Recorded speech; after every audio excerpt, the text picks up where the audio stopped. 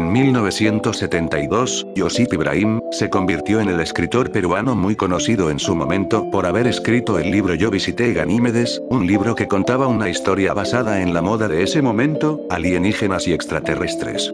Este libro llegó a ser tan popular en su momento que fue no solo impreso en otros países, sino que tuvo más de 30 ediciones. Algo tremendo.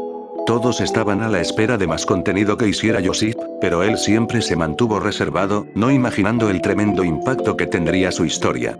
El autor fue muy solicitado para entrevistas, pero quien siempre aparecía era su representante, José Rosiano, contando la historia de que Josip, por alguna razón, había sido contactado por los marcianos y llevado a un platillo volador rumbo a ni más ni menos que Ganímedes, una de las muchas lunas de Júpiter. Para casi todos, esta noticia estaba muy jalada de los pelos, pero para otros era una prueba absoluta de la vida extraterrestre. Los años pasaron y la verdad salió a flote. El autor real de los libros era justamente José Rosiano, aquel representante, entre comillas, quien también juraba haber visitado la luna de Júpiter, pero de manera astral. Es sorprendente que algo así haya sucedido en Perú, pero así son las cosas.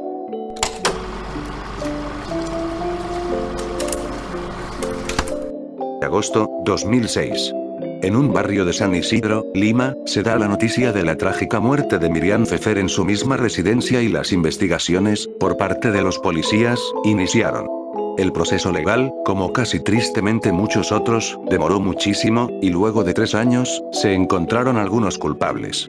En 2009 la policía de la Argentina llegó a atrapar a Alejandro Trujillo, un extorsionador colombiano que llegó a confesar que le quitó la vida a Miriam, por lo que fue interrogado sobre por qué la asesinó. Mientras pasaba eso, Eva Bracamonte, la hija de Miriam, la persona asesinada, y Liliana Castro, una cómplice, se entregaron a la policía y fueron sospechosas del caso, terminando en prisión preventiva. El colombiano fue trasladado a Perú y, junto con Eva y Liliana, se hizo un juicio en 2012, otros 3 años más. Ese juicio terminó con Eva condenada a 30 años de prisión y 35 para el colombiano. ¿Pero qué hizo Eva para ser encarcelada? Simple. Ella fue la que mandó al colombiano a desvivirla.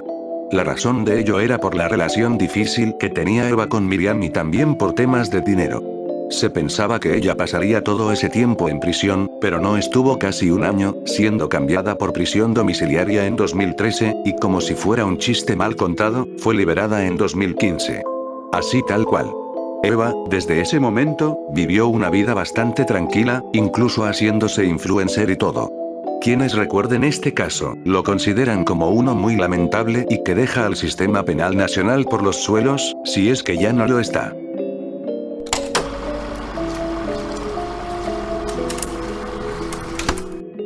Fundado en 1962 en Tacna por un tal Banchero Rossi, El Correo ha sido un periódico, tanto querido como odiado, muy popular en Perú desde años.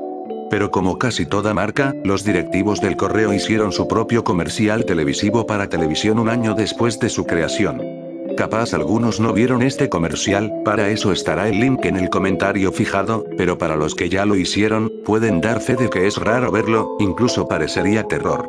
Para hacer un mini resumen, en este comercial se pueden ver varias escenas, que eran noticia por ese entonces, como fútbol, eventos culturales, guerras, hechos internacionales y política peruviana, pero con un estilo blanco y negro, sonidos de estática agudos y fotos que fácilmente pueden usarse como para una película de terror.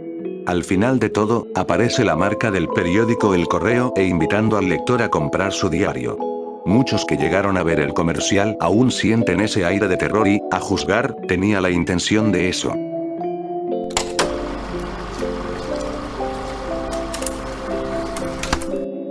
Perú y Chile son esos dos países que ahora mantienen unas buenas relaciones diplomáticas, pero en algún momento, como si fuera una guerra, ambos países llegaron a espiarse.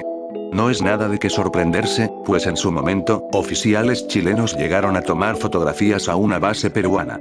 Aunque lo que sucedió en 2009 sí era algo de película. Aquel año sucedieron otros casos de espías, el primero sobre un general peruano a favor de Chile y luego unos trabajadores a favor de Perúcito.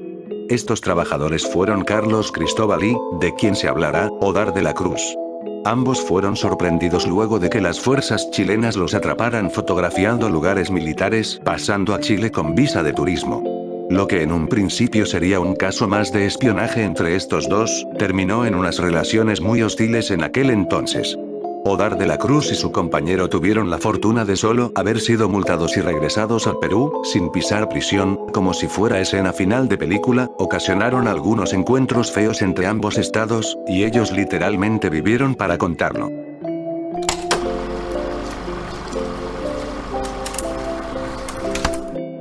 Tal vez muchos no dimensionamos la importancia que tuvieron los mapas en su momento. En los años 1600, tener un mapa era sinónimo de poder, de que se sabía el entorno donde uno estaba y podía ubicarse estratégicamente. El Perú, por su importancia para España, fue muy cartografiado tanto por funcionarios virreinales como por las órdenes religiosas. En aquel entonces, el mapa ayudaba a ver dónde estaban ciertos pueblos, qué caminos uno debía tomar para ir a las minas de oro y plata, ubicaciones de iglesias, el territorio, o también la geografía del entorno. O sea todo. Y al ser herramientas que solo estaban en poder de unos cuantos, la gran mayoría, por no decir todos, se encuentran perdidos en archivos tanto de España como en Perú, o en algún país vecino. Claro, eso en el mejor de los casos, porque es probable que otros hayan quedado en archivos privados, y ahí sí ya sería difícil encontrarlos. Hoy en día hay algunos mapas que fueron digitalizados, pero ¿cuántos otros habrán quedado en el olvido?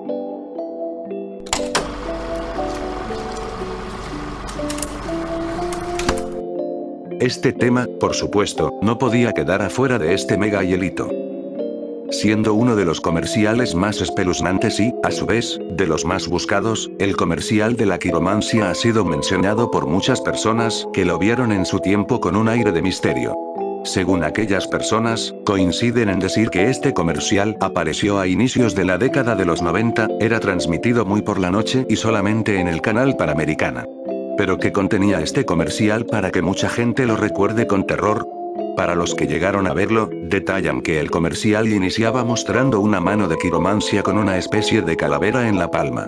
Para entender mejor, la quiromancia es una disqueciencia que estudia las líneas de las manos y ya con eso te adivina el futuro. Es una práctica que está rodeada de un aura de misterio, y esa misma aura fue llevada al comercial que anunciaba esos servicios. El comercial seguía mostrando aquella mano y calavera con secuencias de figuras cada vez más raras, todo acompañado de una canción de fondo de tono aterrador, siendo que al final, publicitaban un negocio de quiromancia algo turbio. Desde aquel entonces, ese comercial no fue visto de nuevo, quedando como Lost Media que aún se sigue buscando.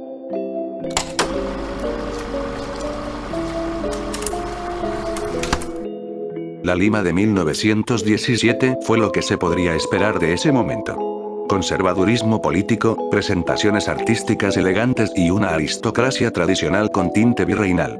En aquel año, y por alguna razón que escapa de la comprensión, dos personas en aquel entonces algo conocidas, César Falcón y un tal José Carlos Mariátegui, quisieron que una artista extranjera baile en el cementerio general. Algo rarísimo. Aquellas dos personas habían intentado ya más antes con una artista española, pero no les prestó atención, siendo que, para el año en mención, aprovecharan la llegada de Norka Rouskaya, una bailarina suiza, y llevarla a danzar al cementerio. Falcón y Mariátegui le propusieron la idea y la suiza encantada fue hasta el Camposanto para realizar su número. Aquella presentación se tuvo que terminar, pues el vigilante del cementerio detuvo todo, llamó a las autoridades y arrestaron a todos. En una sociedad conservadora, esa actuación era una vergüenza y hasta casi un insulto para los que descansaban ahí. Se inició un debate pesado, entre los que opinaban que era solo un acto artístico y otros, que decían que era una clara profanación. A día de hoy, este hecho se recuerda con algo de risas de por medio, pero también como una curiosidad de una Lima muy limeña.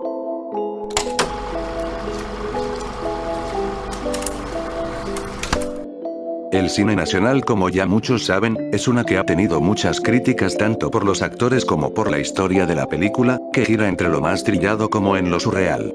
Eso, al menos, es con las películas que logran ser publicitadas, porque si quitamos eso, vemos que algunas películas dan la talla y no solo se encierran en lo clásico. Bajo esta clasificación podríamos ubicar a la película Atahualpa, la caída del Imperio Inca. El filme tuvo una sinopsis clara desde el comienzo, recrear de una manera fiel una parte crucial de nuestra historia, como la guerra civil entre Huáscar y Atahualpa, la llegada de los españoles y la caída de todo el imperio. El proyecto comenzó de buena manera y todo apuntaba a que su proyección a los cines sería entre 2014 o 2015, inclusive, se lanzó un tráiler en el que se podía ver cómo iba a ser la película.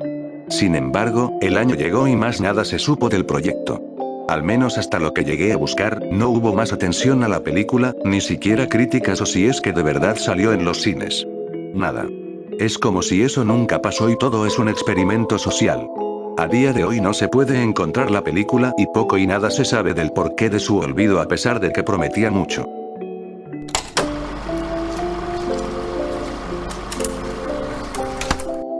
Luego de la caída de Pedro Castillo y la llegada al poder de Dina Balearte, en muchas partes del país ocurrieron levantamientos, siendo en Puno donde todo escaló fuerte. Eran los primeros años del 2023 y en Juli, Puno, ocurrió una protesta que se tornó violenta y pasaron muchas cosas. Primero llegó la policía para calmar a la gente, pero no pudo nada, así que llegaron los militares para poner mano dura, pero tampoco se calmó nada. Lejos de pacificar, la gente se enojó más y empezó a poner obstáculos en el único puente que conectaba el pueblo, por lo que los militares tuvieron que escapar por el mismo río, sin saber que serían jalados hacia su final, mientras los pobladores o bien los atacaban o bien trataban de ayudar. Aquella zona se convirtió en hostil, y sumado a esos militares, estuvieron víctimas civiles y policías. Por estimaciones, se registraron más de 30 víctimas de lo que se consideran asesinatos. Una tristeza.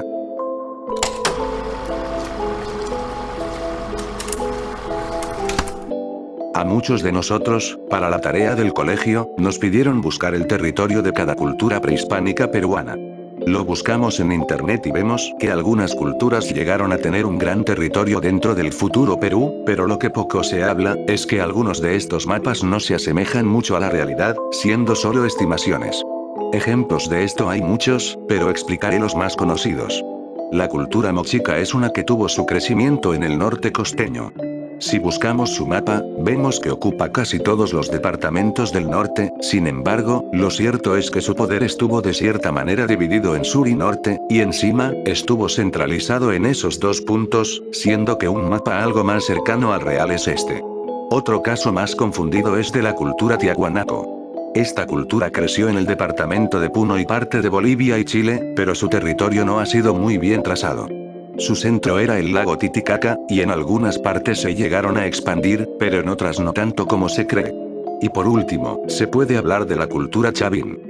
Si vemos el mapa, su territorio se llega a expandir por el norte, pero esto no se podría considerar como un verdadero dominio, pues en el norte se encontraba un santuario religioso para ellos, siendo eso casi el motivo por el que hubo presencia chavín por esta zona, aunque no de manera efectiva. En fin. El mundo prehispánico fue literalmente otro mundo dentro de Perú.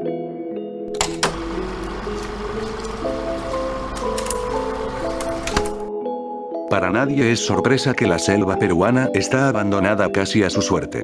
El gobierno como que trata de llegar hasta estas zonas, pero no lo logra, tampoco llega a defender a personas que dan la vida defendiendo la diversidad ambiental. Según el proyecto Monitoreo de la Amazonía Andina, una organización que se ocupa de preservar este lugar e informar a la gentita de su estado, recopiló una investigación de casi 15 años, entre el 2010 hasta el 2023, en la que da a conocer la gente que fue asesinada mientras trataba de defender este ambiente.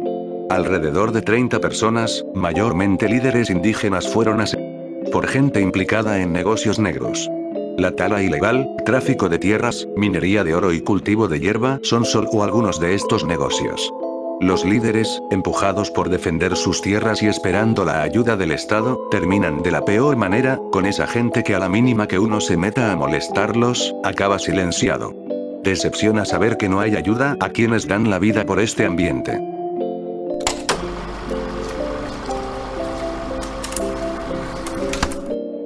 La vida de Leoncio Prado es digna para una película de acción y drama, y no es para menos.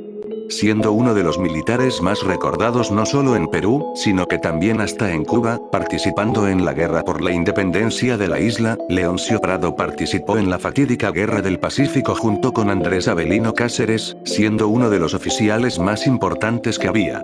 En una batalla por el norte del país, Leoncio es herido en la pierna y atrapado por el ejército chileno, quienes lo mandan a fusilar. Pero en el día de su fusilamiento, ya desde el inicio todo parecía raro. Leoncio, en un cuarto, con su pierna desangrada, pidió que 4 soldados le disparasen, 2 en el corazón y los otros 2 a la cabeza. Como era oficial de respeto, le dieron ese último deseo, acompañado de una taza de té que, al terminarlo, hizo 3 golpecitos, siendo ahí que los militares chilenos dispararon. Se dice que después de que los militares informen a su superior la muerte de Leoncio luego de todo lo raro que pasó, aquel superior se enojó demasiado sin que los demás entendieran. Más tarde se rumoreó que se enojó porque aquella actuación rara del peruano era una señal masónica que ese superior chileno conocía y, dentro de sus códigos, un masón no puede matar a otro masón. Algo extraño mire por donde se lo mire.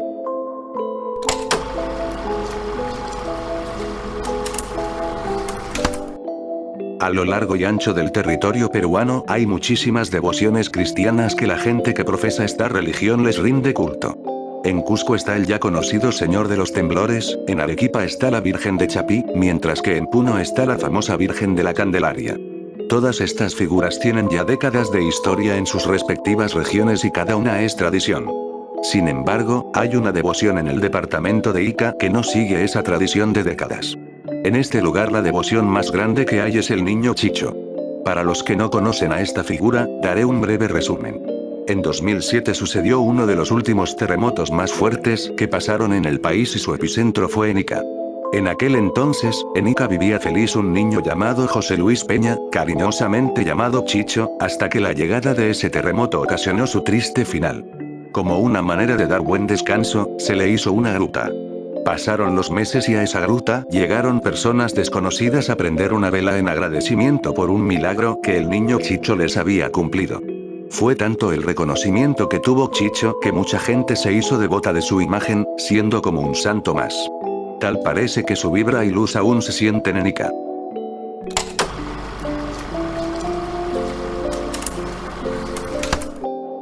Perú, como ya hemos visto hasta este nivel del hielito, nunca deja de sorprendernos, siendo un ejemplo más este punto.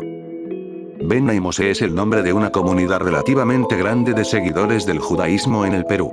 Los también llamados judíos incas, son una comunidad que fue creada en los años 60 por un trujillano de Trujillo llamado Segundo Villanueva, una persona que estudió mucho de esta religión desde pequeño y que llegó a crear un grupo llamado Israel de Dios en la selva peruana.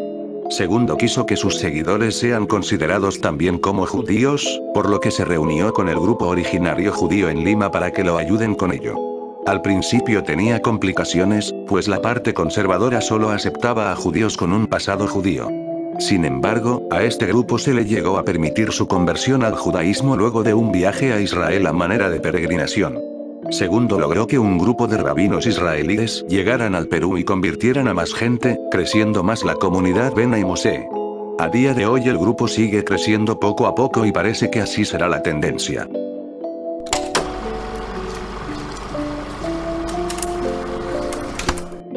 Luis Aníbal Paz, más conocido como el Águila Quiteña, fue uno de los ladrones más mediáticos que hubo en Ecuador. Al menos de lo que se sabe, Luis empezó con su accionar en los años 30, siguiendo así por años y años. Su apodo de El Águila era debido a que siempre se lograba salir con la suya de una manera astuta, incluso cuando la policía lo tenía atrapado. Intentó cambiar su vida de la trampa y a ganarse la vida en el negocio de la noche en Ecuador, cosa que llegó a hacer en parte, pero ya su pasado lo tenía casi sepultado ante los demás. Para su mala suerte, aquellos negocios llegaron a ser clausurados por diversos motivos y, luego de unos hechos que no se entienden bien, visitó a su hermana en Perú transportando en el camino un paquete de sustancia blanca. Las autoridades peruanas llegaron a detectar este paquete, arrestando al Águila y mandándolo al penal El Frontón, en la isla del mismo nombre. Su caso es curioso porque él decía que no sabía nada y mantenía una posición de sumisión, ante todo, pidiendo a la policía que lo saquen de esa cárcel. Su pedido no fue respondido y, él quien sería un águila astuta, terminó asesinado en su celda. Una historia que deja mucho que pensar.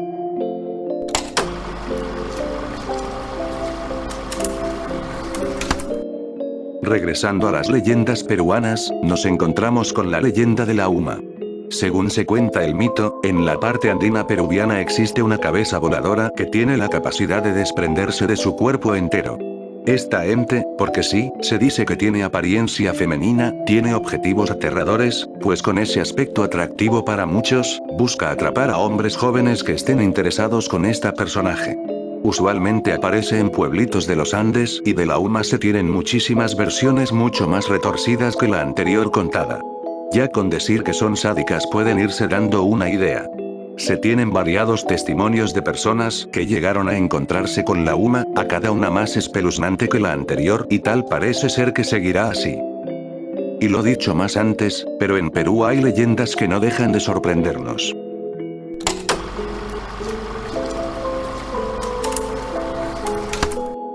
Todos, en algún momento, hemos escuchado el nombre de la Perricholí sin siquiera conocerla.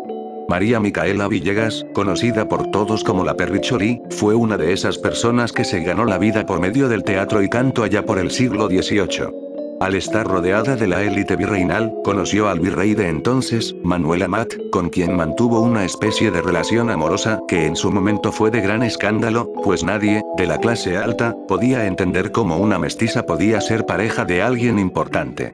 Desde que comenzó la relación, se comentaba que Manuel siempre complacía algunos gustos de su nueva pareja, a quien llamaba Perricholí, mandando a construir casonas o residencias a su nombre. Entre una de estas residencias, según cuenta la tradición, se encontraba la Quinta de Presa, una residencia de lujo de estilo europeo. Aunque lo cierto es que la quinta jamás fue de la Perricholí, por lo que toda esa supuesta leyenda llega a ser falsa. Pero eso sí, el nombre de la residencia ha quedado en la posteridad, como aquella dama que, si quería, podía hasta influenciar al mismo virrey.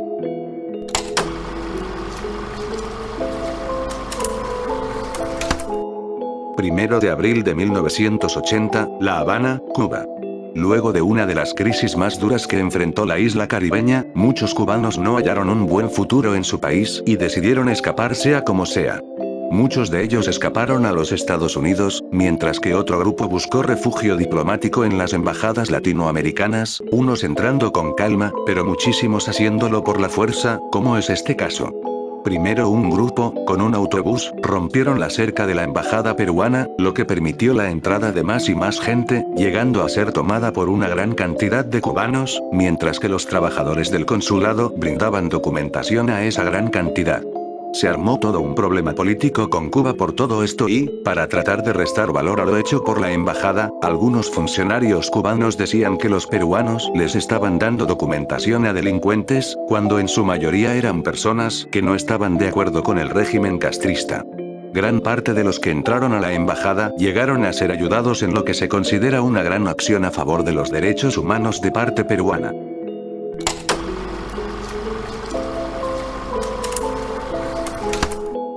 La Organización de las Naciones Unidas, como en los países de todo el mundo, tiene un presidente que los representa ante todo el mundo. En este caso, el máximo cargo que hay en la ONU es el de secretario general, un cargo que ostentaron diplomáticos de variados países del mundo, siendo entre ellos, un peruano. Javier Pérez de Cuéllar fue un embajador peruviano que trabajó como embajador en distintos países del mundo, representando a esta nación. Llegó a participar muchas veces como representante peruano en las Naciones Unidas y estuvo involucrado en muchísimas crisis que pasaban algunos países en todos los continentes. Su participación fue muy aceptable, por lo que llegó a ser nombrado secretario general en 1982. Javier, ni bien tomar el cargo, afrontó muchos problemas internacionales durante la última década de la Guerra Fría. Intentó detener la guerra de las Malvinas, pero no lo logró. Llegó a poner fin a la guerra entre Irak e Irán con diplomacia. Estuvo al tanto de misiones de paz a África. Mantuvo conversaciones de paz en los Balcanes europeos, en Afganistán, y también en la guerra del Golfo Pérsico. Y como si fuera poético, en los últimos días de sus funciones, llegó a presenciar la desintegración de la Unión Soviética. Su secretariado es recordado por muchos como uno al nivel de todo lo que pasaba en el mundo por entonces, sin decir que es el único latinoamericano en estar en ese cargo.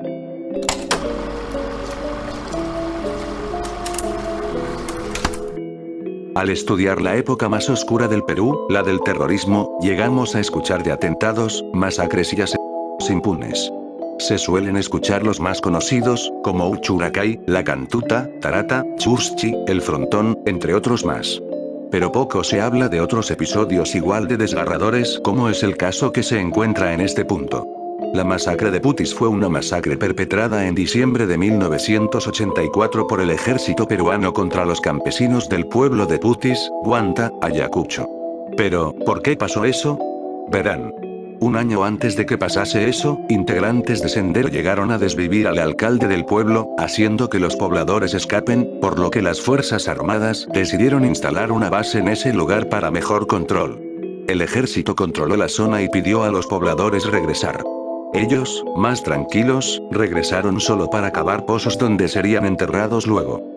El ejército sospechaba ampliamente que aquellos pobladores estaban vinculados con los terroristas y no tuvieron mejor idea que deshacerse de ellos violentamente. Alrededor de 120 pobladores, entre hombres, mujeres y niños, perdieron la vida aquel día. Ese hecho quedó impune y no hubo ningún castigo a quienes cometieron ese acto inhumano. Por aquel entonces había una desconfianza en el ejército al mismo nivel que a los terroristas.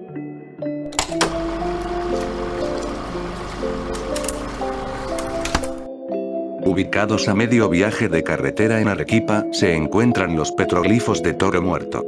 Estos petroglifos, grabados hechos en piedra, contienen figuras y representaciones de lo que podríamos considerar una especie de arte rupestre precolombino grabados en más de 5000 rocas, considerándose únicos en su caso. En cada una de estas rocas podemos ver representaciones de animales, de personas y de lo que se podría considerar como rituales o bailes con algunas simbologías cada una con diferente significado. De estos petroglifos se hicieron muchísimas especulaciones de lo que verdaderamente significa. Entre esas teorías se encuentra una que, de ser probada cierta, cambiaría por completo el paradigma sobre estas sociedades. En algunos casos, los petroglifos llegaron a ser también una forma de escritura primitiva, como una forma de comunicación y, considerando que hay muchísimas rocas con estos petroglifos, harían pensar que era una especie de comunicación bastante básica para esa sociedad. La teoría suena algo descabellada, aunque lo curioso de saber si podría ser una escritura primitiva llama la atención de cualquiera.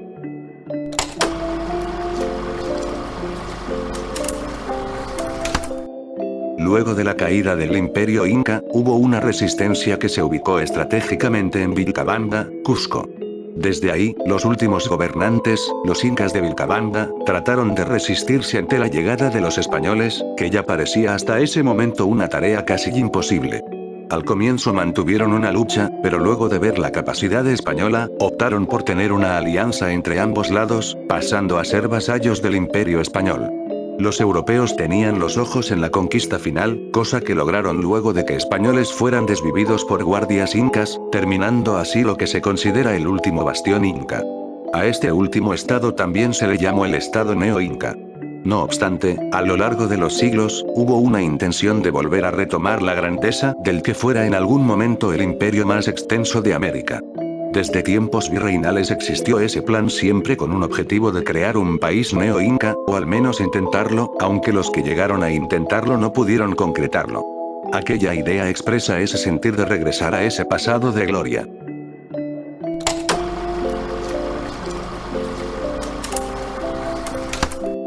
Para nadie, absolutamente nadie, le debe sorprender que el Perú es un país con una sociedad muy conservadora. Gran parte de la población mantiene tradiciones y costumbres ya con siglos de historia. La enseñanza de defender el país incluso si eso supone la muerte. La vida familiar compuesta por padre trabajador, madre en la casa y los hijos estudiosos. Rechazo a algunos movimientos sociales progresistas. Teorías sobre el un gran sentir nacionalista son solo algunos ejemplos que se podrían mencionar. Ahora, ¿esto tiene algo de malo? Algunas personas podrían decir que sí, pero en general, es algo que como peruanos nos caracteriza desde hace siglos y que somos el resultado de variados pensamientos y culturas. Claro que en algunos casos este rasgo puede llegar a afectar a otras personas y claro que puede que pasen los años y el pensamiento sea diferente al actual, eso es normal. El Perú es una sociedad conservadora, sí, pero no hay que tomar esto como algo malo, sino como una identidad nuestra luego de siglos de historia.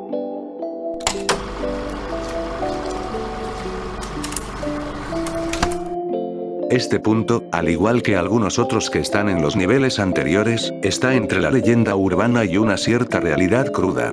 Pasa y sucede que la Armada peruana constantemente realiza pruebas con el armamento que tienen a disposición, tanto para entrenamiento a los cadetes como para saber si aún funcionan bien. Pero, en algunas ocasiones, se llegan a escuchar y leer noticias en las que se menciona que, luego de una prueba militar, alguien termina perdiendo la vida. Tanto en las fuerzas aérea, terrestre y naval, lamentablemente llegan a haber estos hechos, siendo todas consideradas como accidentes. Sin embargo, y tal como si fuera el mismo estilo del libro de la ciudad y los perros de Vargas Llosa, se rumorea que, en algunos casos, aquellos accidentes, en verdad, no lo eran, siendo algo premeditado. Pero, ¿por qué existe esa idea? Probablemente llegue a haber problemas internos y lleguen a aprovechar alguna situación así para silenciar. Reitero, esto es más una leyenda urbana, aunque también deja pensando a cualquiera.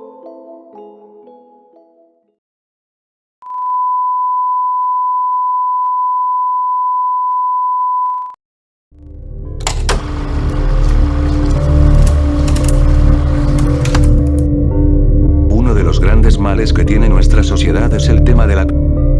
No es una noticia nueva o algo que no sepamos, sino que diariamente somos testigos, por medio de las noticias, como día a día se escucha un caso así. Desde décadas se reportan estos actos desdeñables, pero no hay un pare definitivo contra esto. Los puntos más críticos en los que se sabe que hay redes así son Lima, la Selva y algunas partes del norte y sur del país. El cómo es que operan estas redes es algo demasiado despreciable.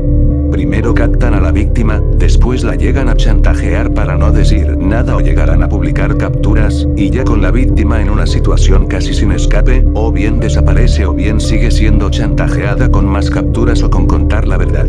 En ambos casos, el agresor termina saliendo impune y así se repite un ciclo hasta que termine siendo atrapado. Estas redes operan en la oscuridad, llegando a estar incluso encubiertos. La cruda y oscura realidad de una sociedad peruana.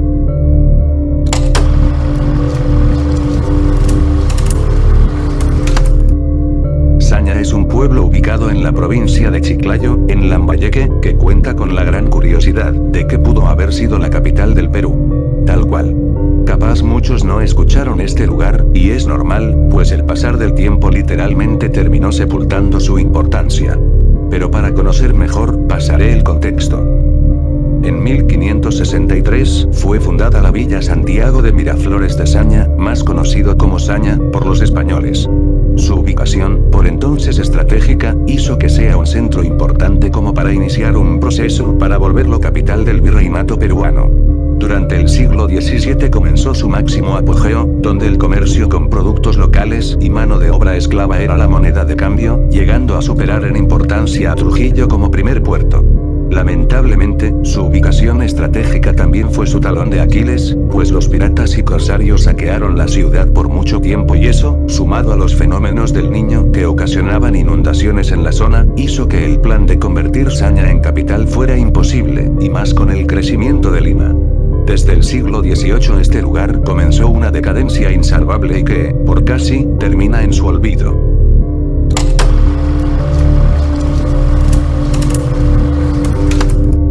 Lejos de todo meme involuntario, el Perú fue clave estratégicamente para España cuando era su virreinato. Tanto era así, que cuando sucedió la independencia de este país, se llegaba a oír entre voces la supuesta llegada de otros europeos, los británicos. ¿Por qué existía esa idea? Primeramente, y como llegaron a escuchar con el anterior caso de Saña, durante el virreinato hubieron incursiones de piratas ingleses que saquearon y alertaron a la población sobre un posible interés en querer tomar su territorio. Con la llegada de la independencia, en donde se sabe que había una influencia británica, se sospechaba que Reino Unido tenía interés en tomar el territorio peruano, pero con el pasar de los años, aquel rumor iba tomando menos valor. Más antes, y también durante la explosión del guano, el Reino Unido tenía interés en crear negocios y cerrar tratos con deuda con Perú que tardaron años en pagarse, coincidiendo eso con la Guerra del Pacífico y la supuesta ayuda inglesa a Chile para forzar a Perucito a pagar su deuda. La teoría de que Reino Unido tuviera un interés en tomar Perú es algo difícil de determinar, quedando en una duda curiosa de nuestra historia.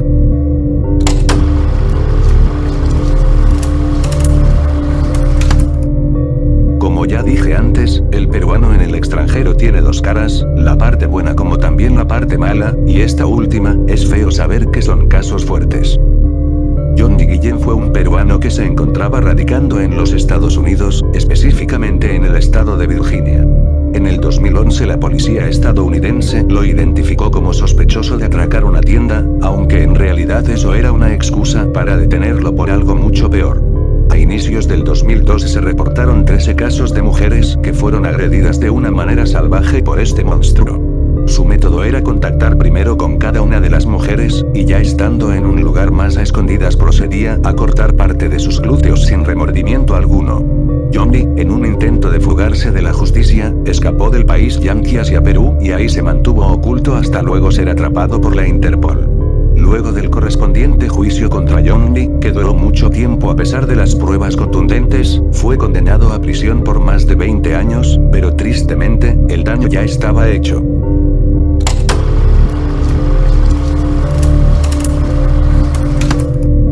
Este tema es uno que ya más antes lo encontré en un hilito del que hice un vídeo, pero que, por desconocimiento mío, no llegué a hablarlo. El caso del horno del Pentagonito es uno que tiene su historia trágica. Corría la década de los 90 y en Perú gobernaba Fujimori. Por aquel entonces, se encontraba operando el servicio de inteligencia del ejército con base en el Pentagonito, en Lima, y justo por aquel entonces también eran años movidos por los ataques de los subversivos. Las autoridades sospechaban de muchas personas que podrían estar compinchadas con los subversivos, por lo que, en una medida extrema, optaron por atraparlos y silenciarlos. Como una manera de hacerlos desaparecer, los transportaban hasta el Pentagonito a una zona especial, el sótano, donde nadie sabía qué es lo que pasaba ahí. A quienes se les acusaba de tener vínculos con los terroristas, se les era llevado hasta un lugar llamado el Horno y ahí, terminaban incinerados vivos. La crueldad que esconde aquel lugar deja con una pregunta directa para todos. ¿Creen que lo mejor para quienes estaban vinculados con el terrorismo hubiera sido dejarlos en prisión, pero con vida, o ejecutarlos? Una pregunta que estoy más que seguro que generará divisiones.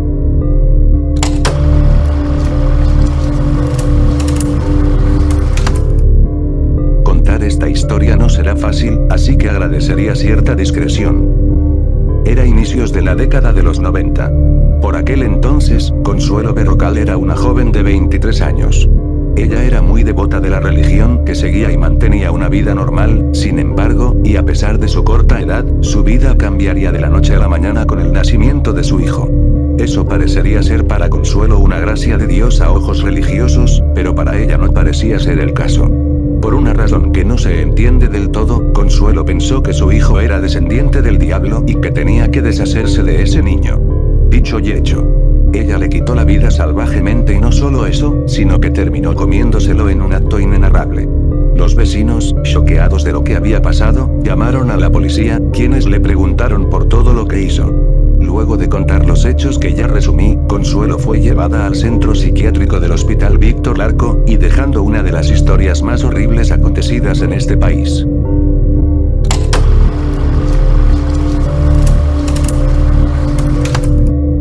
Teorías sobre el poblamiento de América existen en gran cantidad. Desde los que proponen que en América ya había seres humanos desde el comienzo, pasando a la conocida teoría de la migración.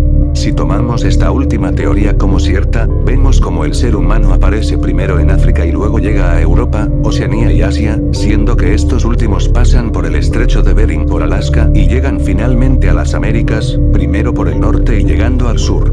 Si se toma esta teoría, podemos decir que los últimos lugares en ser poblados son los países más al sur o con geografías accidentadas de Sudamérica, como podría ser Brasil, Chile y también Perú. Ahora, ¿qué tan cierto es que esto sea verdad?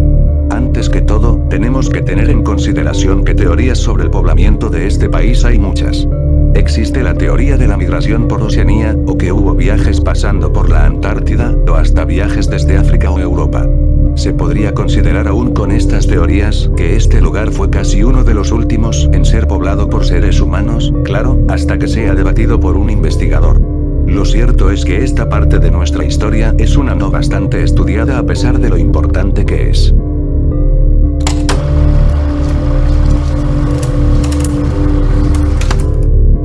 Esto, lejos de alguna teoría supuesta, se considera una verdad disimulada. Bien sabemos cómo es la educación a nivel nacional y todas las deficiencias que tiene.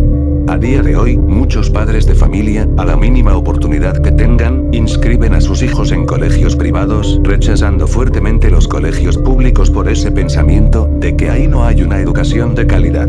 Lo que es cierto es que en ambos casos, daría lo mismo porque el currículo nacional indica qué temas son los que se tienen que enseñar y llegan a ignorar los que deben enseñarse. Muchos dicen que, del colegio, al menos en Perú, no se enseñan muchas cosas vitales. No se enseña que el estudiante reflexione sobre todo lo que observa, no se enseña lo más básico de temas financieros o cómo manejar bien el dinero, no se enseña al menos lo básico de primeros auxilios, entre otros temas más. Muchos acusan a una conspiración del gobierno, pero, ¿por qué? Pues se sospecha que esto no se enseña porque el gobierno y personas de poder pretenden tener controlado a la población y así beneficiarse ellos a costa de todos. Una conspiración que sería para tomarla en consideración.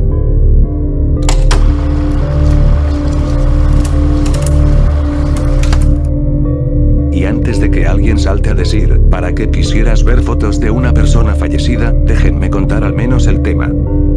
A día de hoy, todo se puede encontrar en internet, algunas cosas son más difíciles de encontrar que otras, pero al final todo se puede encontrar aquí. De entre todo lo que se recopila en internet, hay fotografías bastante explícitas de personas sin vida que alguna gente, morbosa, por cierto, toma captura o llega a buscar para ver el material de primera mano.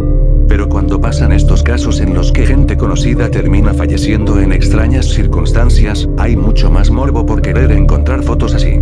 Mirando en este punto, el caso de la muerte de Alan García siempre estuvo rodeado de misterio, siendo lo más importante si en verdad perdió la vida. El último testimonio fotográfico que se tiene de él es antes de autodesvivirse y, después de eso, no se tiene registro alguno, aunque hay gente que supuestamente vio estas supuestas fotos. Si bien es cierto hay morbo por encontrar fotos así, también deja más en duda sobre su muerte.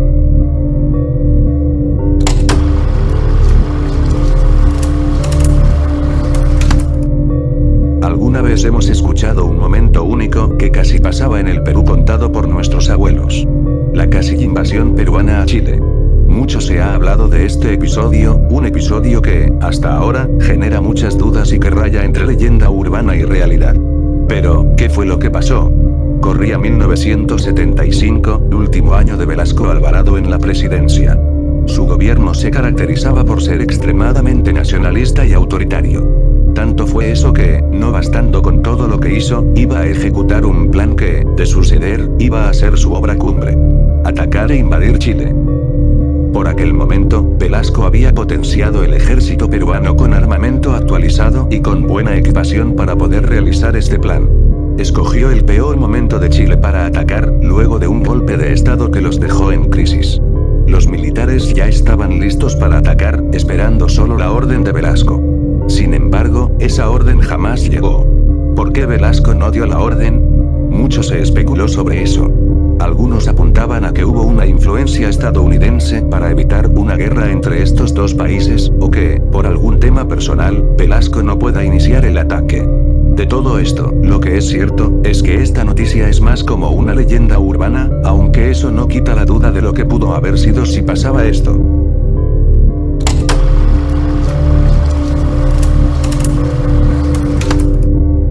Manco Cápac fue, es y será siempre un personaje controvertido porque sigue siendo hasta hoy motivo de debate sobre si existió o no.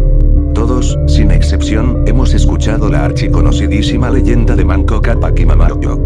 De cómo, de la nada, aparecieron del lago Titicaca estos dos personajes y llegaron a fundar lo que sería el gran imperio inca.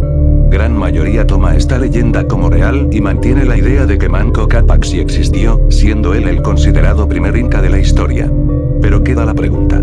¿En verdad existió?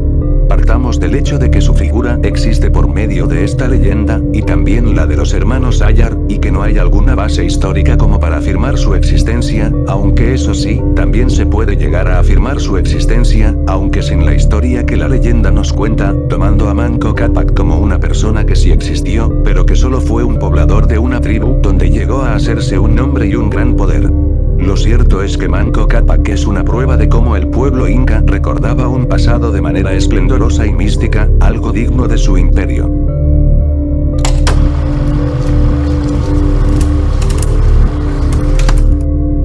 Ha pasado un par de años desde que hablé por primera vez de este caso, y tal parece, aún no hay una respuesta definitiva que lo explique. Escarchó 420.9000 es una especie de texto que se encuentra mayormente grafiteado o pintarrajeado en casas a medio hacer por la capital peruana. A primera vista, uno se pregunta qué es lo que significa este texto, y como no lo entendemos, lo asociamos con algo más misterioso. En un inicio, parece ser un número telefónico, pero su estructura no es de un número de Perú, razón por la cual la gente ha creado un montón de teorías sobre qué miércoles es este extraño anuncio. Se decía que este era un código para contactar a un vendedor de lechuga del diablo, o que también era un contacto para llamar a señoritas con servicios especiales, o hasta se llegaba a pensar que era el contacto de secuestradores. Ahora bien, ¿qué es escarchó? Escarchó, o escarchado, es una técnica de texturizado para techos o paredes. Así que, sabiendo esto, es raro asociarlo con cosas turbias. Desde ya un tiempo se dijo que en verdad este era un contacto de una persona que hacía este trabajo, pero su manera de publicitarse y llamar la atención mantiene mucho ese misterio.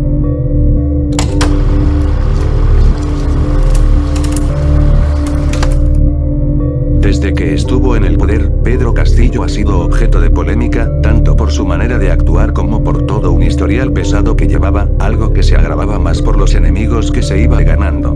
Esto escaló a tal nivel, que llegaron a existir rumores conspirativos que buscaban asesinar al entonces presidente.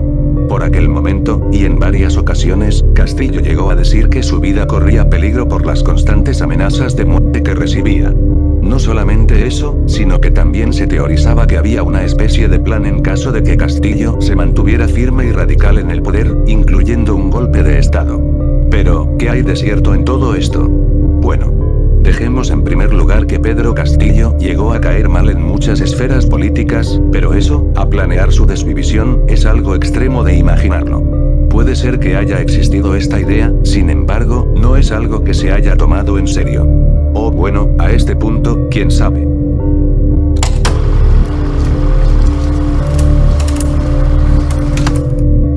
Si hay algo que molestó demasiado a Paolo Guerrero en su carrera futbolera, es el famoso caso supositivo en prueba de dopaje por tomar un mate de coca. Esta noticia fue una de las más polémicas porque, en su sano juicio, nadie creía que Guerrero tomara un mate que entre sus componentes contuviera un metabolito de la coca. El caso levantó mucha especulación porque se le fue detectado este elemento luego de un partido importante contra la Argentina en el marco de las clasificatorias para el Mundial del 2018, haciendo sospechar que algo más había pasado. Luego de la investigación, el Tribunal Deportivo, el conocido TAS, suspendió a Guerrero durante 14 meses, casi perdiéndose el Mundial. Aunque, de manera independiente, se realizó una investigación que especulaba sobre si Guerrero sabía de verdad lo que tomaba y a lo que se exponía, creyendo que él ya conocía la situación y que llegó a tomar otro elemento más. Claro, esto es más especulación que una verdad, aunque para muchos aún hay misterio.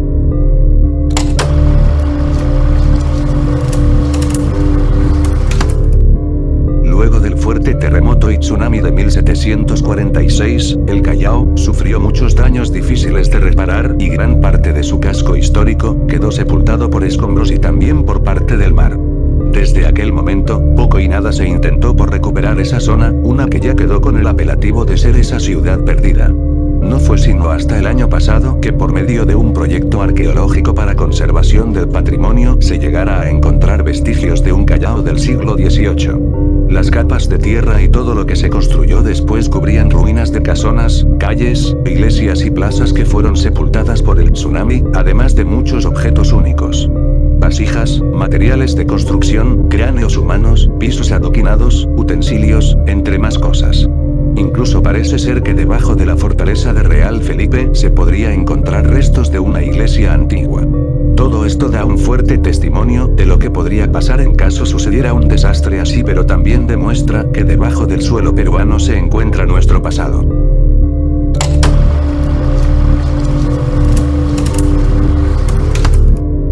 Si yo les dijera que Perú pudo haber sido el lugar donde iniciara la Tercera Guerra Mundial, ¿me creerían?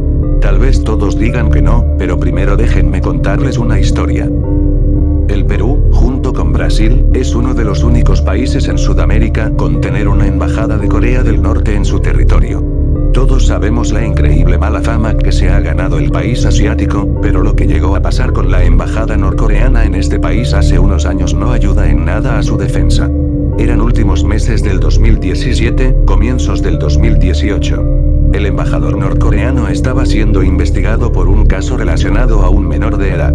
Lo que de por sí ya le valía ser extraditado, fue escalando más, pues como prueba para poder acusarlo por lo del menor de edad, se llevaron el celular del embajador, descubriendo, además de pruebas en su contra por lo del menor, mensajes directos con dirigentes de Patria Roja, un partido político extremo rojo, para poder desvivir a los funcionarios de la embajada de Estados Unidos también en Perú. La noticia fue impactante, pues nadie podía imaginar el plan retorcido que se pudo llevar a cabo, un plan que si hubiera pasado, hubiera escalado en una tensión grande. El gobierno, luego de esto, decidió expulsar al embajador norcoreano y, por lo visto, el tema solo quedó en ese incidente que pudo costar muy, pero que muy caro.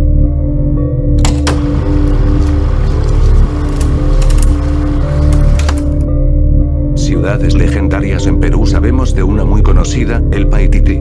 Estos lugares míticos, debido a su naturaleza, no se sabe casi nada de dónde están, o al menos determinar si son reales. Si ya con la leyenda del Paititi no es suficiente, por estas tierras también se sospechaba que se encontraba otra ciudad mítica, llamada Acacor. La historia que tiene este lugar es algo extraña. En la década de los 70, un periodista alemán publicó un libro llamativo en el que contaba cómo, luego un viaje a la Amazonia entre Perú y Brasil, entabló conversación con el cacique de una tribu amazónica, quien llegó a decirle al periodista sobre la existencia de una ciudad perdida en la jungla llamado Acacor. De este lugar se decía que había abundante riqueza y muchas cosas místicas.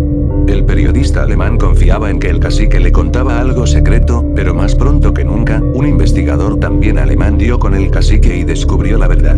Lo que el periodista no llegó a mencionar es que el cacique era en verdad de origen también alemán que escapó de su país. Acacor quedó solamente como una historia fantasiosa, ni de cerca parecida a la leyenda del Paititi, pasando muy rápido al olvido.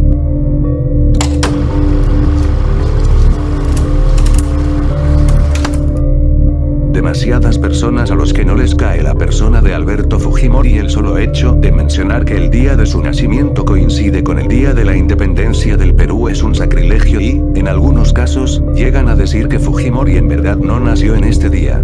Pero, ¿qué tan cierto es esto?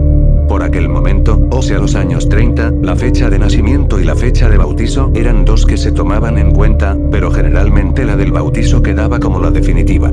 Aunque a veces la documentación no era tramitada bien, lo que hacía que saltaran muchísimos errores. Ahora, mirando por el lado de Fujimori, la premisa ya hablada más antes calza con su caso, pues según algunas investigaciones, es muy probable que el chino haya nacido el 26 de julio y su posterior trámite arrojó el 28 como su nacimiento. También, tengamos en consideración su ciudadanía japonesa, que llegó a demorar algunos días más. En resumen, fecha de nacimiento y bautizo son factores para tomar en consideración si se quiere tomar en cuenta el día de su nacimiento. Una chanfaina total que al menos por hoy, ya no hay.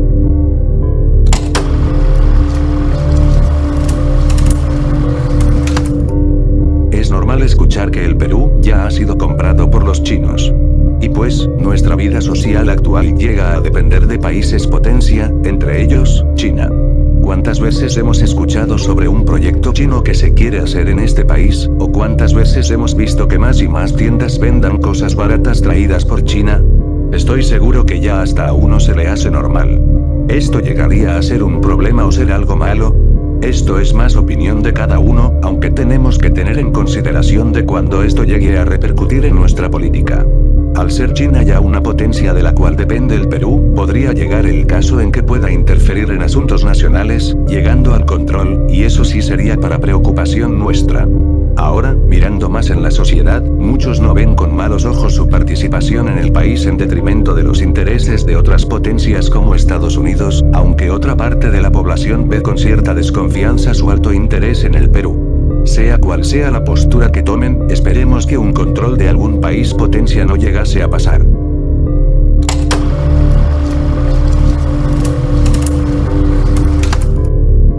Los Los accidentes relacionados con la radiación química llegan a pasar muy pocas veces, pero cuando suceden, pueden afectar de una manera muy jodida a quien esté cerca de objetos con radiación, y mucho más si una persona desconoce sus horribles efectos. Con todo esto, les llegaría a sorprender que en Perú se reportó un caso de radiación que afectó una vida. Pero antes de todo, pasaré el contexto. 1999, Yanango, departamento de Junín.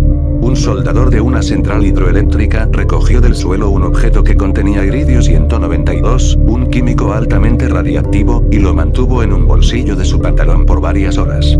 Al llegar a casa, un grupo de trabajadores de la central lo localizan y encuentran el iridio 192.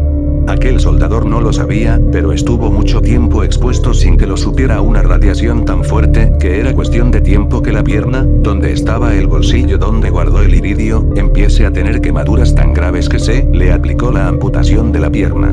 La central hidroeléctrica cometió una negligencia al permitir que un objeto así se encuentre a la vista de todos, recibiendo muchas críticas. ¿Qué pasó al final con el soldador? La información del caso no detalla muchos aspectos, aunque se cree que la quemadura lo dejó muy grave e indispuesto para toda la vida. Imposible de creer que este accidente esté considerado como uno de los 30 más peligrosos relacionado a la radiación en el mundo.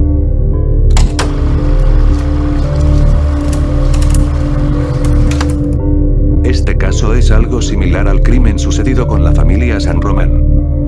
La masacre de Bambamarca fue la matanza de toda la familia Arévalo Carrión sucedida hace muy pocos años, en el 2019, en el distrito de Bambamarca, en Cajamarca. ¿Qué fue lo que exactamente sucedió? Manuel Arévalo, junto con su esposa, habían estado metidos en peleas por terrenos bastante fuertes con personas que no dudarían en silenciar a quien se meta en sus asuntos. Hasta antes de la tragedia, la familia había vivido tranquilamente en una casa rural de la zona, pero aquel 14 de diciembre del 2019 estuvo manchada de tinte rojo. Un grupo de sicarios entraron en casa de la familia y sin dudarlo, abrieron fuego con todos. Padre, madre, 3 hijos y uno más en camino fueron víctimas de un ataque brutal. La noticia fue comunicada por todo Cajamarca y, lo que pareciera ser un lamentable caso más, tuvo un impacto inusitado en el público. Pocos podían creer que algo tan extremo pasaría en aquel lugar, pero tristemente, sucedió.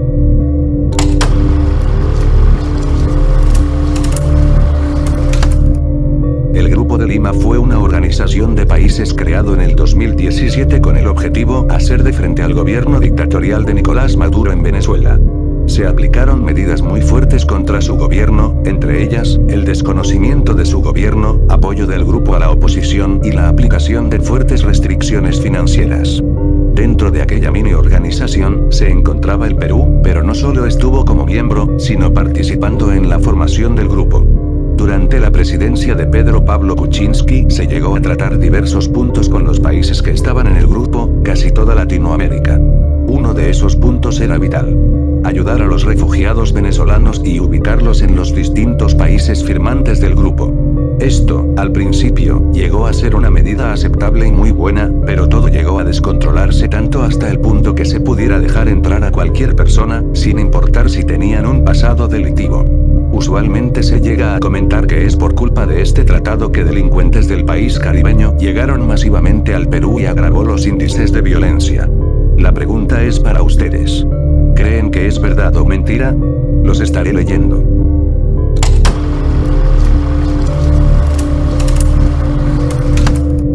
Dentro de todas las cosas que tiene la política chicha del Perú, hay unas que son de conocimiento público, como los típicos amiguitos.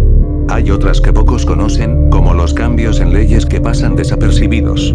Y también hay otras que se mezclan entre el rumor popular y una posible realidad, como lo es el caso de la magia negra en la política. Sabemos que el Perú mantiene creencias espirituales que mucha gente cree, entre aquellos que prometen curar mal de ojos, los que te hacen una limpia o los que contactan con los míticos apus. Todas estas tradiciones ya tienen siglos de historia, y muchas personas confían en sus resultados. Aunque dentro de estas creencias religiosas, también está la considerada magia negra, una que es poderosa según quien la aplique. Los políticos, bien saben, que todo en la política vale, y si eso supone debilitar de cualquier manera al rival aplicando este tipo de jugadas, lo llegarán a hacer. A día de hoy, no hay casos documentados sobre esta práctica en Perú, pero no sorprendería si aparece una noticia así.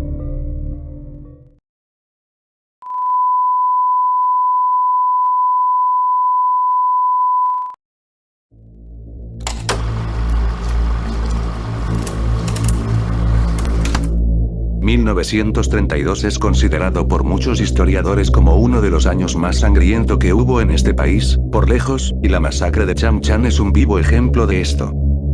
Por aquel entonces, el partido del APRA era uno que tenía muchos seguidores, especialmente en Trujillo, pero como tenía bastantes seguidores, también tenía bastantes detractores, entre ellos, el gobierno de Sánchez Cerro.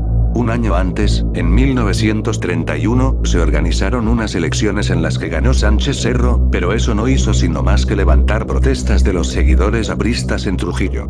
Sánchez aplicó la carta que tenía a su disposición, enfrentarlos con violencia.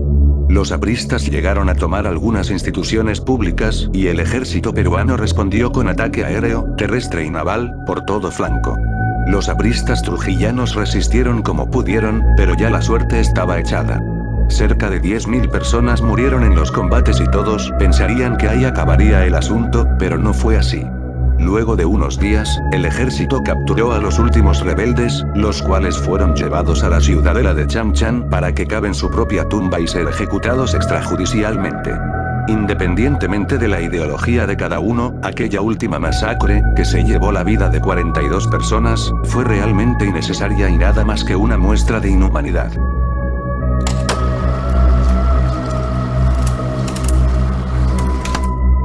Dentro de las muchísimas creencias en las que cree la gente peruviana, una de ellas es la curación de malas vibras con algún objeto de valor, en este caso, algún metal de valor. Según la creencia popular no solo peruana, para llegar a extraer de cierta forma este mal espíritu se debe utilizar la plata, ya sea en joya o accesorio. ¿Pero por qué se tiene que usar plata? ¿Tiene alguna propiedad que ayuda con este mal? Las personas que creen en esto suelen decir que la plata absorbe los males, y la señal que da de eso es su cambio a un color más oscuro.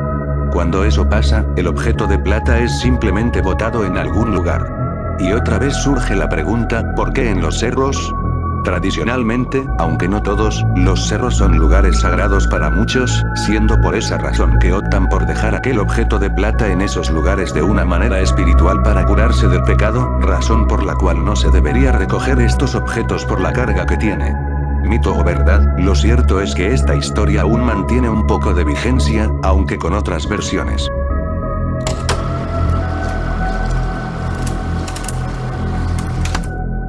En gran parte del mundo, la hoja de coca es vista de una manera muy negativa, mayormente por su derivado, la coca. Caso contrario pasa en Perú, donde la hoja es vista como una con propiedades muy buenas para la salud y que ayuda contra el mal de altura. La razón principal que la ha hecho ganarse una estigmatización muy marcada en la mayoría de países es por el simple motivo de ser ampliamente comercializada por mafias primero en partes sudamericanas y procesada con diversos químicos para su comercialización como droga mayormente a países de Europa o Estados Unidos. Su consumo ha alarmado demasiado a algunas entidades que no dudaron en ponerlo en listas de vigilancia de cultivo. En sí, la hoja de coca tiene muchísimos beneficios y su consumo es muy recomendable para todos, aunque es por esa misma desconfianza que no muchos quieren probarla. Lamentablemente, la hoja de coca es más relacionada con los estupefacientes que con sus propiedades medicinales únicas.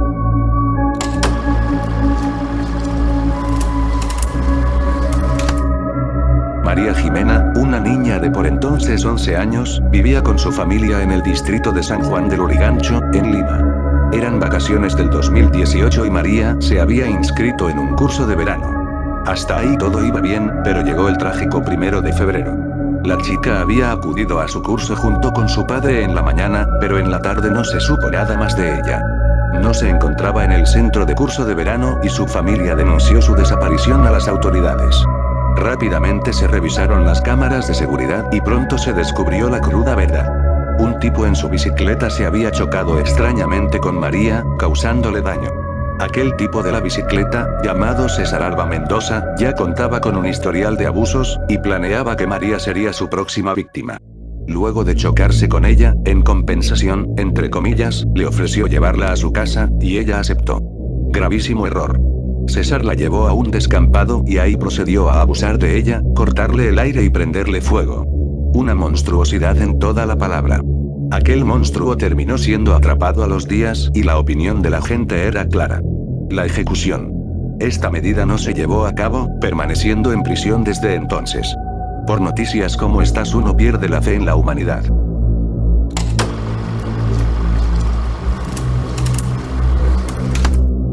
Si hay un tema por el que los conspiranoicos mantienen una gran atención, ese es el proyecto HAARP. El programa de investigación de la aurora activa de alta frecuencia es un programa estadounidense que tiene como meta investigar una capa de la atmósfera de la Tierra llamada ionosfera con fines de mejorar transmisiones radiocomunicativas y también como una vigilancia estratégica. Este proyecto está muy extendido en todo el mundo, colocándose antenas en diversos países, y entre esos países se encuentra el Perú.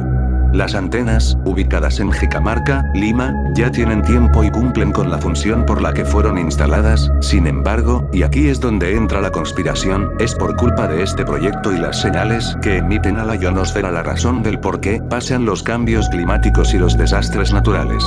Desde finales del milenio pasado surgieron teorías de que Estados Unidos tenía este proyecto como un arma que podía cambiar los climas de muchos países a su antojo. En Perú, cada cierto tiempo ocurre el fenómeno del Niño y algunas personas creen que este proyecto llega a ocasionarlas.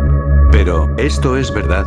Pues según lo que se sabe, su potencia no está como para ocasionar un desastre así, aunque por el cierto misterio con el que se maneja, es normal que la gente mantenga sus teorías.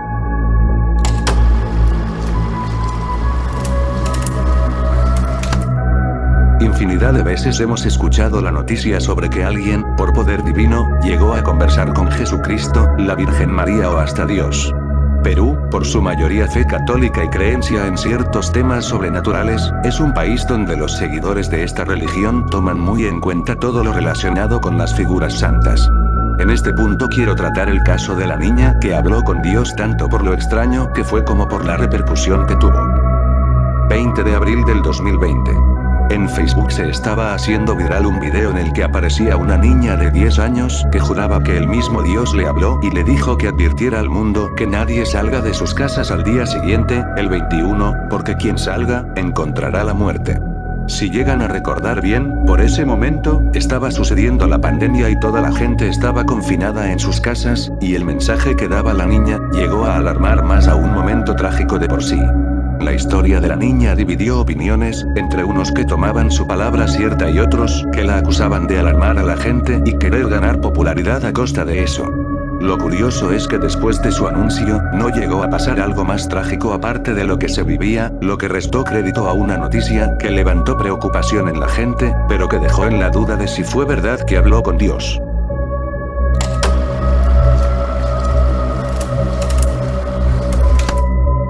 De este tema saldrían muchísimos ensayos, pues es una realidad que vivimos como sociedad. Lo hemos visto un montón de veces, cuando a un compatriota nuestro le va medianamente bien en algún rubro al que se dedica, rápidamente salta una crítica de un alguien a desacreditarlo. Si a una cantante le va bien, le dicen que fue por sus atributos en vez de su talento. Si a un empresario que hizo dinero en el mercado le va bien, lo discriminan por su origen humilde o porque todo lo obtuvo con otros favores. Si alguien quiere probar suerte en el extranjero, le dicen que no lo haga porque es muy probable que no logre nada y pierda plata. O también, por hacerse uno el vivo, perjudique a otro. Cuando estás haciendo fila, cuando manejas un auto, o cuando a alguien se le pierde algo y el que se lo encuentra se lo queda. Si hay algo que poco se habla es la envidia de cierto sector de ciudadanos peruanos por alguien a quien le está yendo bien, haciendo bajar su precio y no dando la oportunidad de otros a destacar. Como dije, este tema da para muchos ensayos y opiniones que llegarán perfectamente a dejar en los comentarios.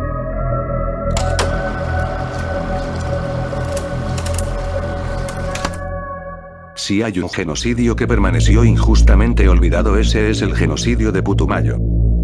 En 1879, el gobierno peruviano había suscrito un acuerdo con la Compañía de la Amazonía Peruana para que esta compañía haga como una especie de gobierno en la parte de Loreto, donde no llegaba el gobierno peruano.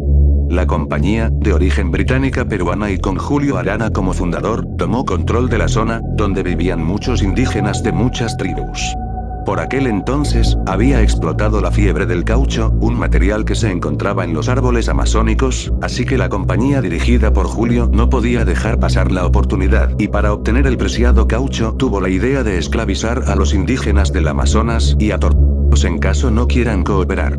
Julio Arana tuvo casi total impunidad de sus actos, ya que a pocos en ese entonces les importaba la vida de los indígenas del lugar.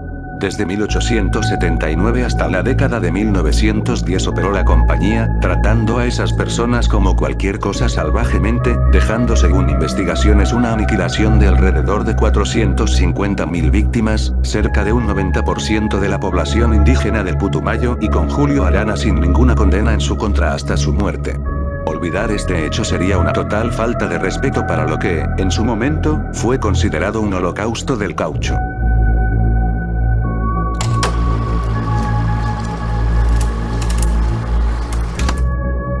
Muchos conocemos de locos que se hacen pasar como la segunda encarnación de Jesucristo, pero pocos son los casos donde se llegan a extremos etarios sangrientos, como es la historia de Antares de la Luz. Ramón Castillo Gaete fue un chileno que creció en un entorno medianamente conflictivo, lo que le llevó a generar un trastorno que se fue agravando con el pasar de los años, fingiendo ser loco para librarse de cosas.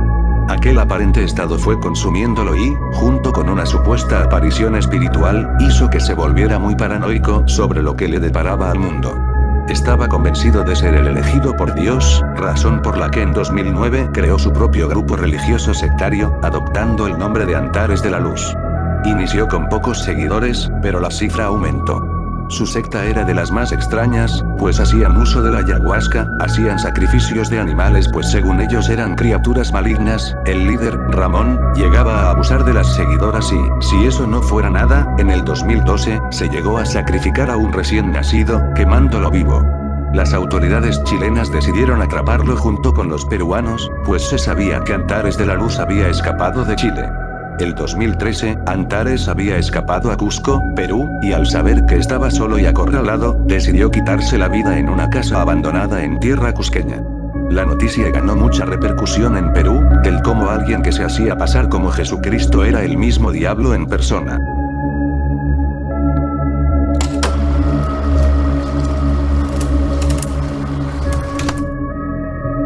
El continente de Mu es un supuesto continente perdido que existió hace más de 10.000 años en el centro del Océano Pacífico. De este continente se han formado un montonazo de teorías que tratan de darle una historia para posicionarlo como el lugar más importante de la humanidad. Según cuenta la leyenda, y apoyado en algunas casualidades de antiguas culturas, Mu es considerado como la cuna de toda la humanidad, donde floreció una misma cultura, pero que con los cambios de la Tierra, los pobladores escaparon del continente, que más tarde terminó hundiéndose en el mar, dispersándose por todo el mundo pero manteniendo su origen. Esta teoría se apoya en que culturas tan distantes como por ejemplo los de Asia tengan tantas similitudes con algunas de América. ¿Recuerdan el punto sobre las similitudes entre el mundo andino y Sumeria? Pues para los que mantienen esta teoría cierta, toman esta prueba como una prueba de la existencia de un continente que se cree imperial. De este lugar, se cree que vinieron los primeros habitantes del Perú prehispánico, incluidos los incas. La teoría se mantiene en eso, una teoría de un lugar legendario que involucra la historia del mismo país.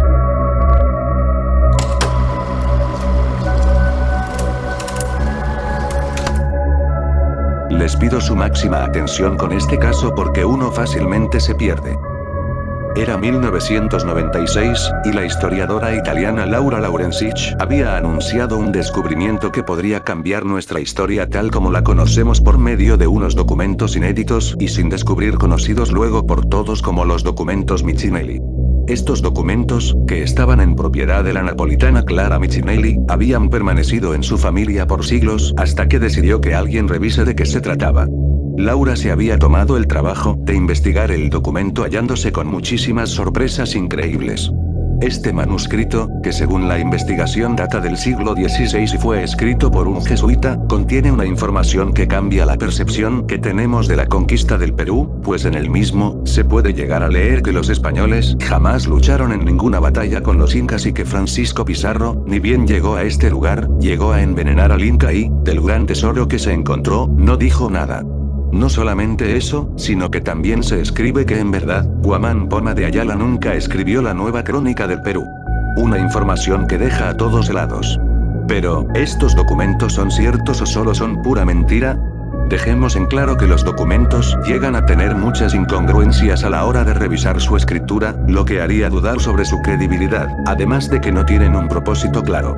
Aunque también se puede llegar a creer la información por la misma razón de que la conquista fue un momento donde también hay alguna que otra contradicción. El documento ha generado tal revuelo que ya no sería descabellado, a día de hoy, que llegue a reinterpretar esa parte crucial de nuestra historia.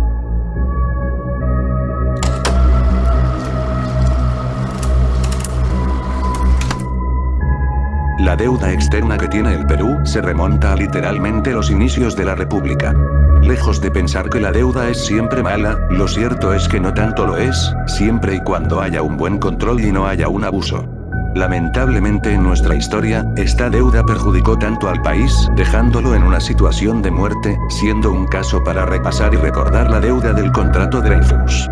Era 1869 y Perú estaba muy jodido.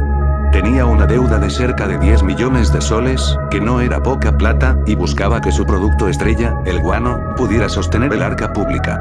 El guano poco a poco bajaba de precio y ya no era lo que fue, así que en una jugada, se decidió llamar a Augusto Dreyfus, un comerciante francés, para que invierta su fortuna en el negocio y ayude a pagar la deuda que tenía el país. Para mala fortuna del gobierno peruviano, la casa Dreyfus no llegó a cumplir con el contrato y por ese entonces el gobierno ya había destinado parte de ese dinero a construir ferrocarriles pensando en recuperar un dinero que ya no volvería a ser visto también por la corrupción del momento, generando aún mucha más deuda al país hasta entonces irrecuperable. Este caso demuestra que depender económicamente de solo una materia, tener más deuda de la que se tenía y luego invertir mal en proyectos, deja a un país expuesto a todo tipo de problemas, pagándolo el Perú caro luego en la Guerra del Pacífico.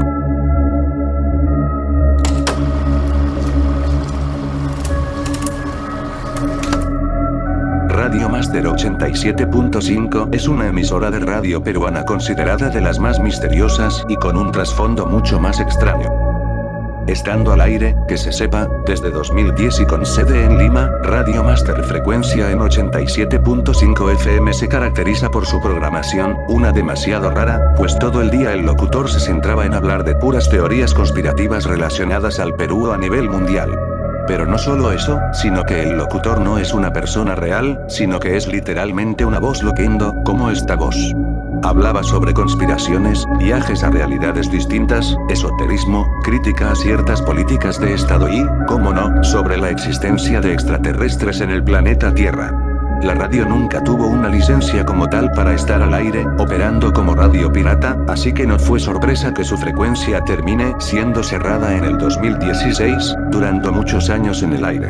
No se sabe exactamente quién está detrás de la radio o qué objetivos tiene contando conspiraciones y viajes a otras dimensiones, pero su intención no se detuvo aún cuando fue cerrada su primera emisión, regresando a la radio con su mismo nombre, pero con otra frecuencia, 87.9, que aún se puede escuchar en ciertas zonas de Lima y el Callao, esperando a un público conspirativo o a alguien más.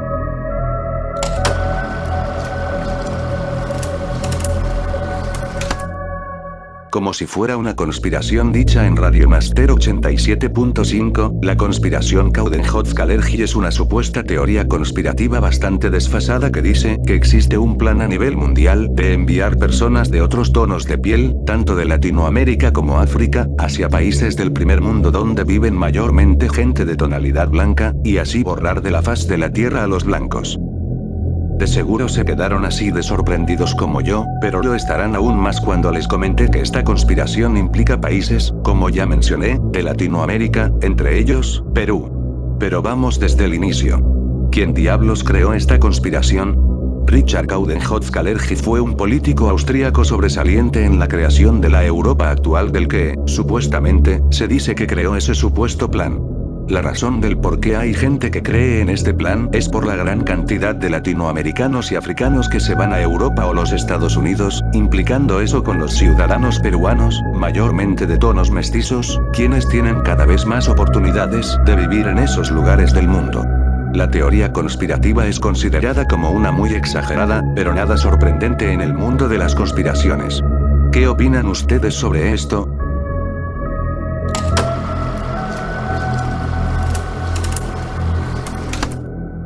¿Cuántas veces no nos hemos sentido orgullosos de nuestro país? ¿Y cuántas veces no hemos escuchado a alguien sentirse avergonzado de ser peruano? Estoy más que seguro que hemos escuchado ambos lados, siendo la segunda pregunta la que más veces se responde con un muchísimas veces. Pero, ¿por qué pasa eso? El orgullo de un peruano se distingue porque el sustento del mismo se rige por nuestra cultura y el cierto potencial que hay como país ante el extranjero. Pruebas de esto es nuestra historia prehispánica y virreinal, nuestra gastronomía, nuestros héroes nacionales, nuestra moneda, nuestras oportunidades de ser potencia, entre otras más. Y aún con todo lo bueno que tenemos, gran parte no está a gusto con ser peruano, sintiéndose menos por las constantes burlas que otros países hacen hacia el Perú. Que nuestra sociedad está subdesarrollada, que varios lugares parecen que fueron bombardeados, que no apoyamos lo nuestro y dejamos que cualquiera logre repercusión aquí, y bueno, me detengo. Todas estas cosas llegan a golpear anímicamente al peruano, haciéndose menos ante otras culturas, a las que consideramos superiores, dejando de lado un orgullo nacional, que se vuelve de papel. Este caso es un estudio social, del que se pueden sacar muchas conclusiones y del que todos pueden tener su punto de vista sobre una sociedad peruana muy cambiante.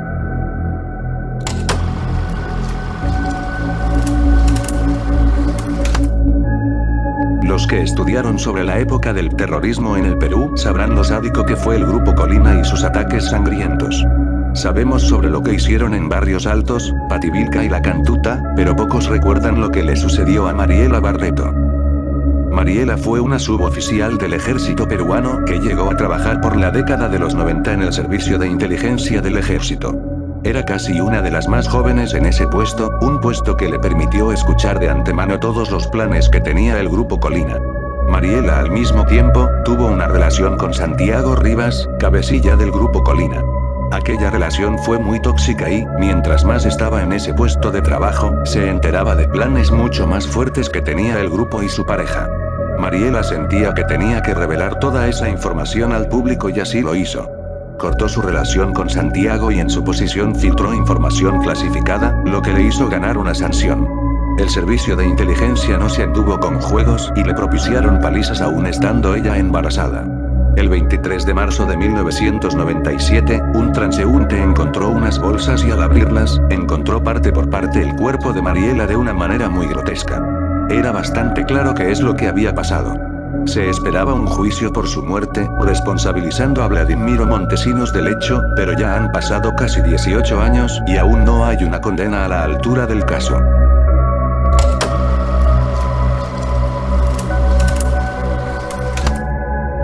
Parte de nuestra historia olvidada no recuerda el que fue el último descendiente de los incas.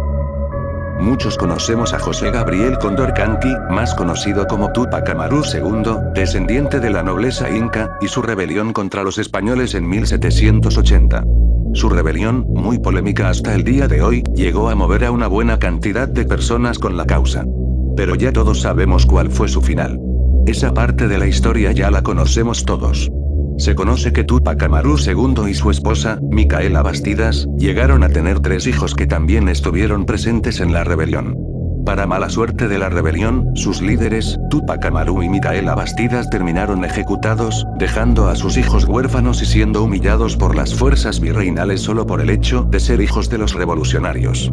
El último descendiente del que se tiene registro, es el hijo menor, Fernandito Condorcanqui, que acabó humillado, encarcelado y llevado a España como una especie de trofeo de guerra, no siendo ejecutado por ser compasivos con un menor de edad.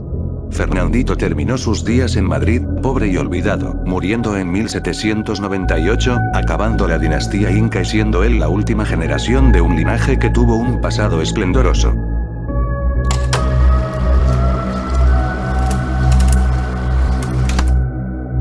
De por sí, los Vladivideos son un material que contienen una información capaz de hacer caer a muchas personas de poder.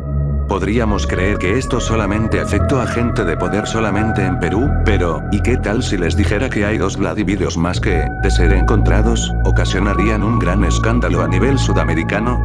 Antes que todo, pondré en contexto. En 1995 había estallado la guerra del Cenepa entre Perú y Ecuador. Aquella guerra era una más de las muchísimas que hubo entre estos dos países, por lo que ambos gobiernos buscaron acabar con el problema de una vez por todas, firmando así el Acta de Brasilia en 1998. 2 años más, y con el fin del gobierno de Fujimori, se destapó toda la trama de los Vladivideos protagonizados por Montesinos y, luego de un intento de escape, fue juzgado con todo en su contra. En el juicio, llegó a revelar muchas cosas, pero una de ellas dejó perplejo a todos. Justo antes de que se firme el acta, se había llegado a reunir con funcionarios ecuatorianos y, en unas reuniones de los que se presumen fueron grabadas, puso en la mesa $20 millones a cambio de que ellos firmen la paz, respondiendo según lo planeado por Vladimiro. Por lo que se entiende, aquellos metrajes no verán la luz por lo delicados que son, aunque también existe la duda de su existencia, pues un material así resulta muy difícil de creer que fuera verdad aun si se llegase a confirmar.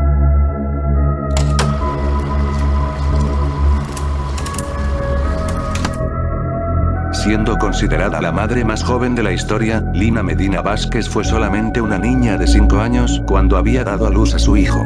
La historia es algo compleja, pero vamos desde el comienzo.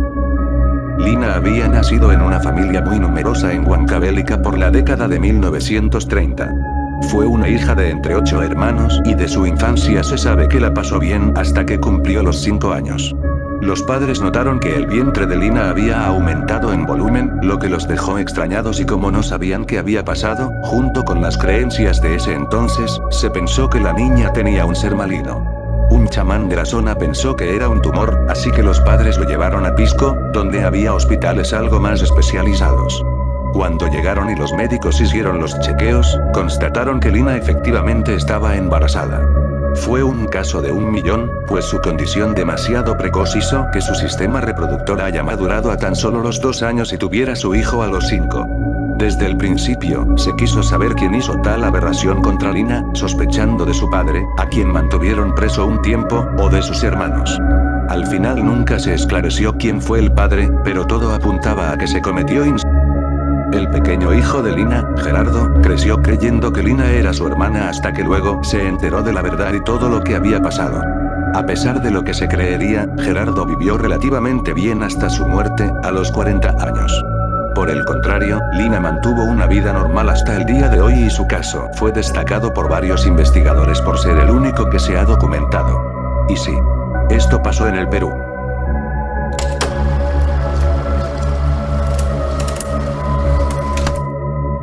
Lamentablemente, en internet hay un montón de material gore que es visto por el morbo de la gente en demasía. Es un material que resulta fácil de encontrar, que es bastante gráfico y que, generalmente, implican situaciones de tragedia grave, siendo este caso uno que ejemplifica todo lo dicho. Richard Carrillo fue un peruano que, por circunstancias personales, estuvo viviendo en Venezuela. Era conocido por ser buena gente con los demás y todo parecía que su vida sería tranquila. La verdad es que sí lo era, pero llegó la tragedia en estado puro. En su vida en Zulia, una ciudad venezolana, Richard fue acusado de haber abusado y violado de una joven universitaria y, a pesar de que no había pruebas de ello, fue enviado a prisión. Todos sabemos lo peligrosos que son las cárceles en Latinoamérica, pero en Venezuela hay un extremo grande y dentro de esos lugares hay otro tipo de norma. Cuando Richard fue condenado por los presos se enteraron de lo que supuestamente había hecho y en conjunto fueron a de una manera en extremo grotesca y que, por respeto, no especificaré. La celda donde pasaron los hechos había estado siendo grabado por cámara de seguridad y posteriormente subido a internet. El metraje, por lo que se sabe, se encuentra perdido, o sea es Lost Media, y, para ser sinceros, lo mejor es que esté así.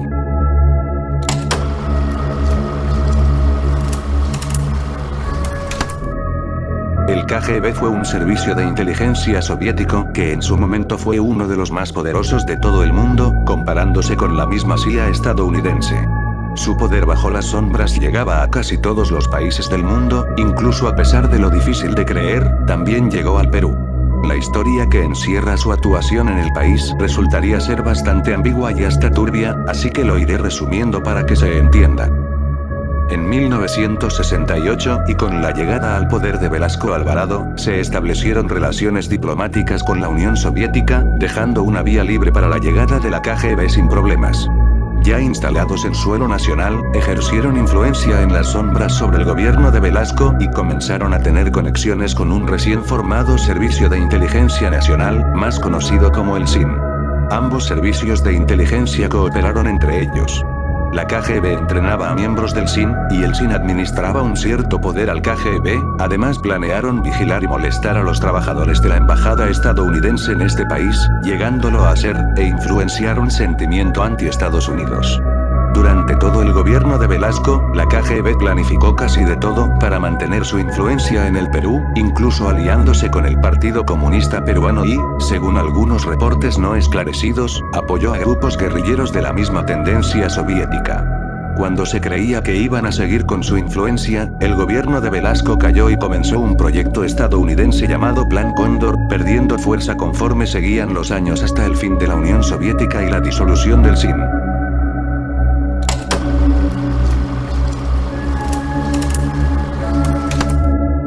Pensar que Perú fue un lugar donde también sucedieron las cruzadas podría dejar fácilmente a cualquiera sin palabras. Todos sabemos que fueron las cruzadas. Aquellas expediciones militares que tuvieron como fin reconquistar lugares donde antes se profesaba el cristianismo, pero que ya lo ocupaban musulmanes.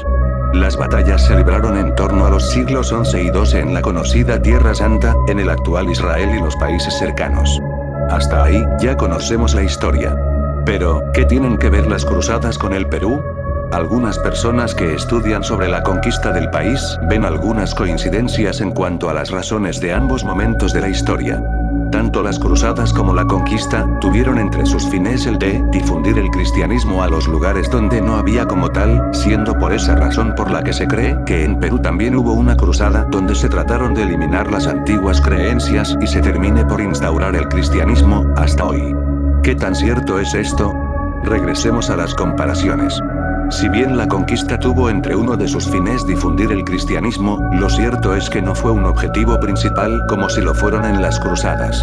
Además, en las cruzadas se buscó reconquistar un lugar donde antes se profesaba el cristianismo, algo que en Perú no era el caso. Resulta interesante cómo existe una idea así, una que podría cambiar nuestra percepción de nuestra historia, sin embargo y a pesar de las similitudes que hay, no es exactamente lo mismo.